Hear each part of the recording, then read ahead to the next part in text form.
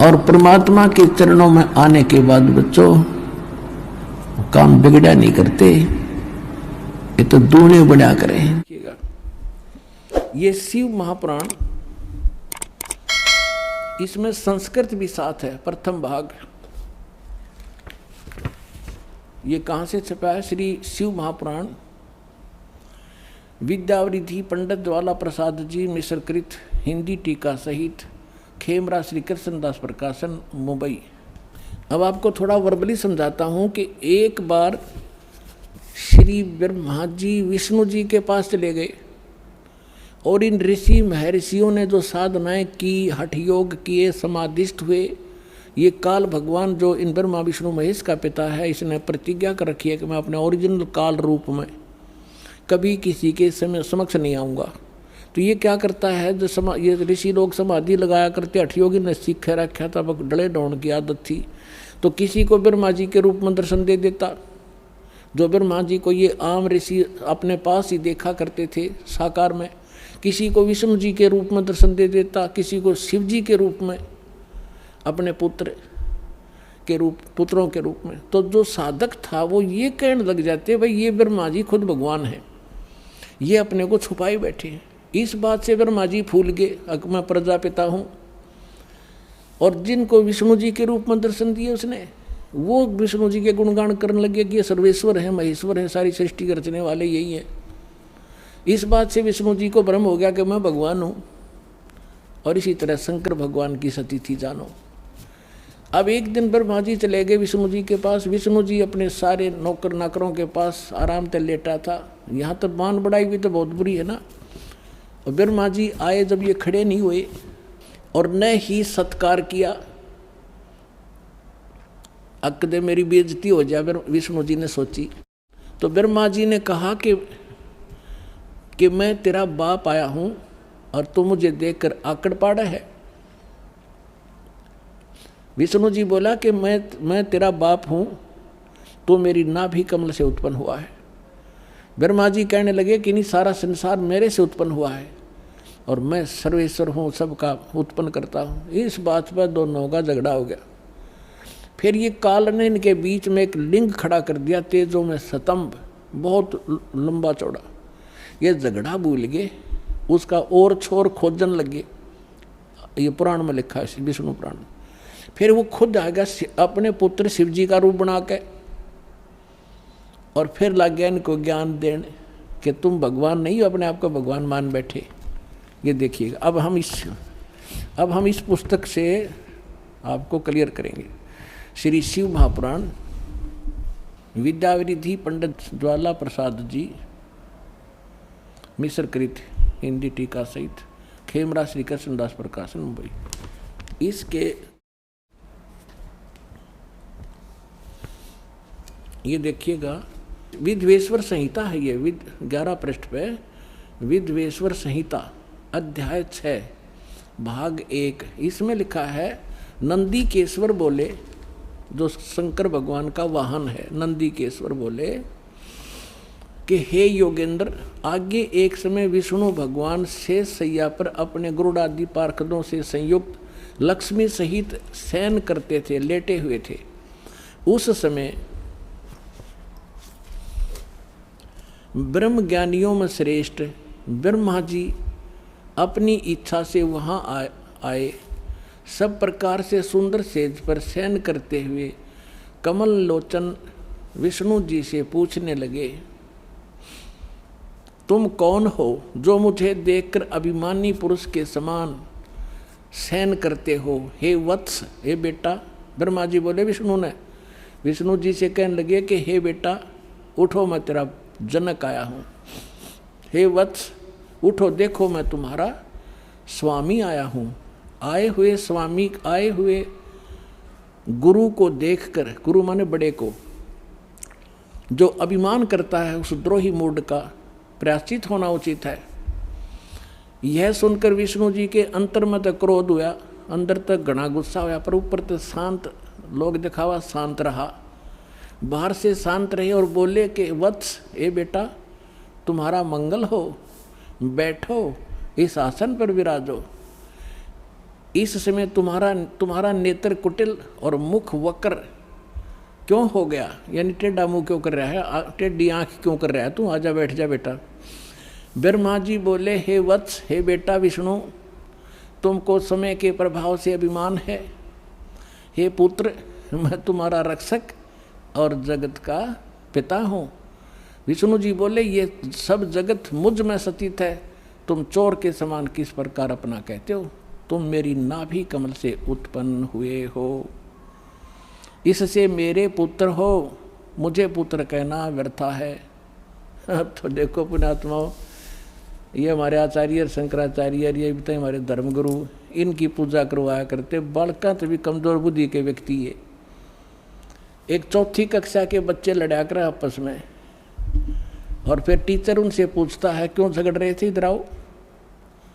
वो उनमें से कहता, जी ये यूँ बोला, मैं तेरा बाप है।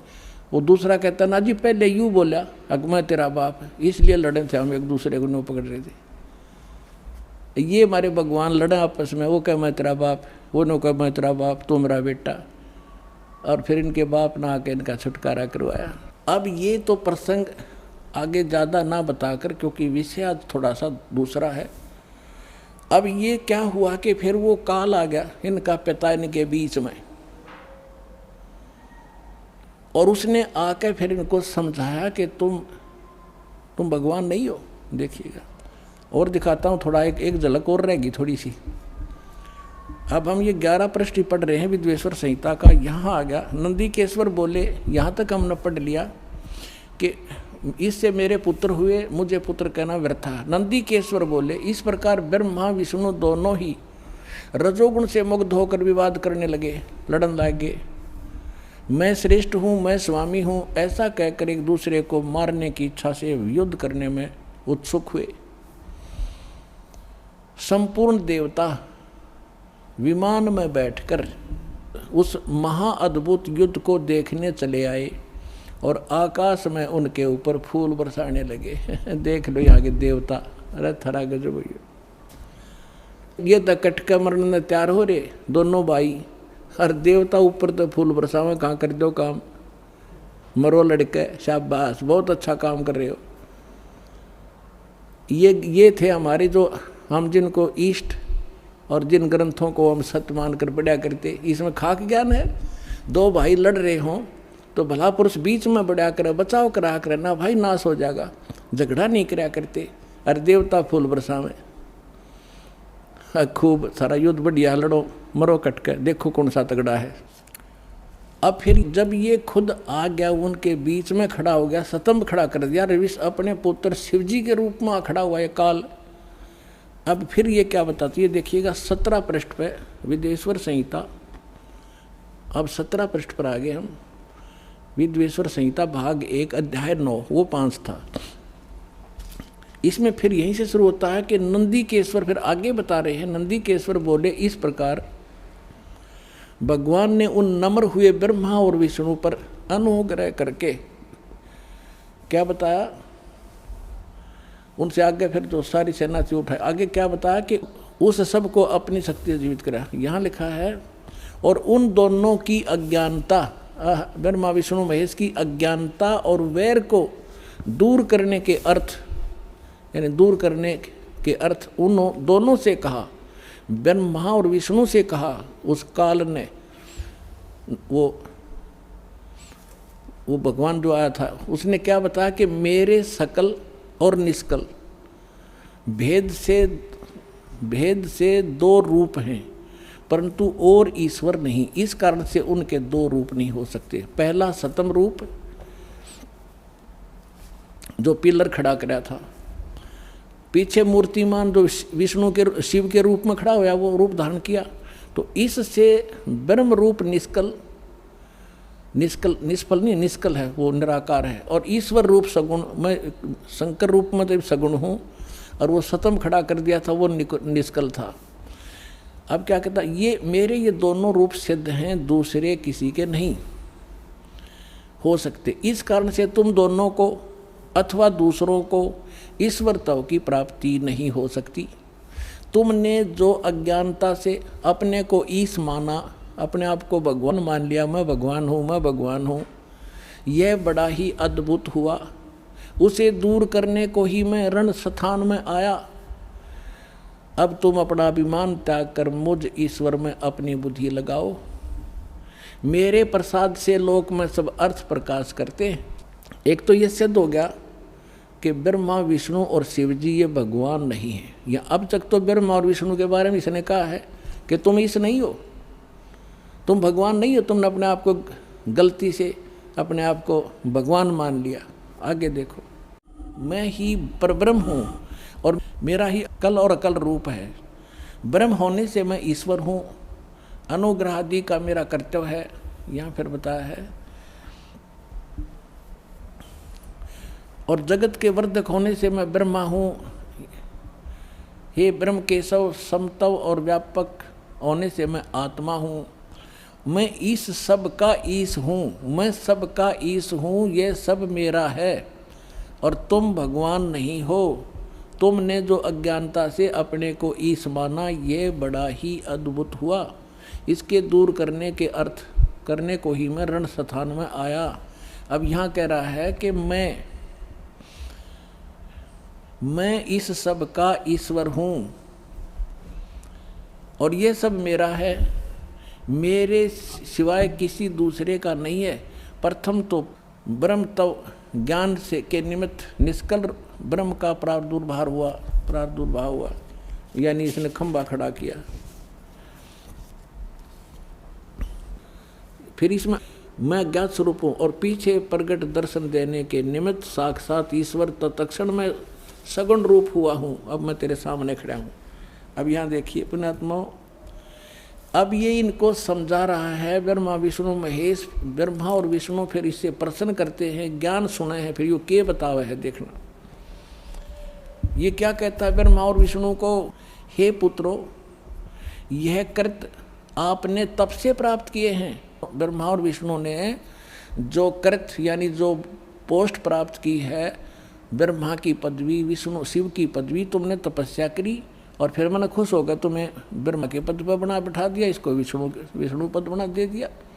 ये देखिए, हे पुत्रो, यह कृत यानी जैसे उत्पत्ति और सतीथि का, ये कृत आपने तब से प्राप्त किए हैं जो कि सृष्टि, उत्पत्ति और पालन कहता है। सो मैंने प्रसन्न होकर तुम्हें दिए हैं। इसी प्रकार दूसरे दो कृत रुद्र और महेश्वर को प्रदान किए हैं। अब दो तो ये ब्रह्मा विष्णु महेश, ब्रह्मा और विष्णु हो गए दो पुत्र, और दो ये बता दिया रुद्र और महेश, इनको भी कहते, ये भी चार हो गए। और बोलनी आयु 5 माह है। अब दास ये सिद्ध करना चाहता था कि ये जो ब्रह्मा विष्णु महेश का जो पिता है, ये कहता है तुम भगवान नहीं हो, मैं भगवान हूँ। और सूक्ष्म वेद में ये कहा है, ये मुल्ला माया मग में बैठी हंसा चुन चुन खाई, ये ज्योत स्वरूपी कहे निरंजन में ही करता भाई। एक न करता दो न करता नौ ठहराए भाई, 10वां भी धुंधर में मिल जा सत कबीर दुहाई। अब क्या बताया है कि ये तो कह रहा है तुम भगवान नहीं हो, मैं करता हूँ। और सूक्ष्म वेद में कहा कि निरंजन निश्चय भया, उसको करता मत जान, वो मालिक नहीं है। लेकिन इन में यूँ अपने आप को ये भगवान सिद्ध करा और कह रहा कि तुम भगवान नहीं हो। हम तो इस ब्रह्म नबी छोड़ विष्णु और शंकर को भगवान मान रहे थे, और ये इनको रिजेक्ट करा। हमारे पुराण ही बता रहे हैं कि ये भगवान नहीं है।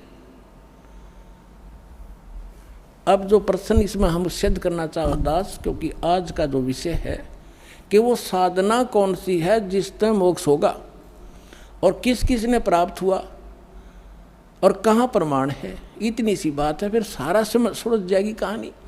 तो अब जो दास सिद्ध कर रहा है कि हमारे आज तक के जितने एथेंटिक सदग्रंथ हैं,